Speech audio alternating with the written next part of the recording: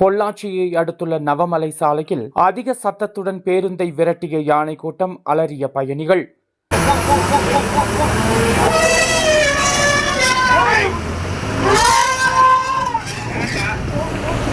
பொள்ளாச்சி ஆனைமலை புலிகள் காப்பகம் மேற்கு தொடர்ச்சி மலையடிவாரத்தில் அமைந்துள்ளது. ஆழியார் மற்றும் நவமலை இந்த பகுதியில் 100க்கும் மேற்பட்ட மலைவாழ் மக்கள் குடியிருப்பு மற்றும் மின்வாரிய குடியிருப்புகள் உள்ளது.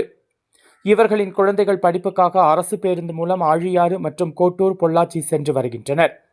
இந்த நிலையில் கவி அருவியில் இருந்து நவமலை செல்லும் சாலையில் அரசு பேருந்து சென்று கொண்டிருக்கும் பொழுது சாலையோரத்தில் யானை கூட்டம் குட்டிகளுடன் மேய்ந்து கொண்டிருந்தது. அப்பொழுது பேருந்தை பார்த்தவுடன் கூட்டத்தில் இருந்து வந்த ஒரு பெண் யானை அதிக சத்தத்துடன் ஓடிவந்து பிழிறியபடி மிரட்டியது.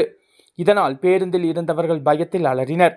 அப்போது சாமர்த்தியமாக உடனடியாக பேருந்து அப்பகுதியில் இருந்து ஓட்டுநர் இயக்கிச் சென்றார்.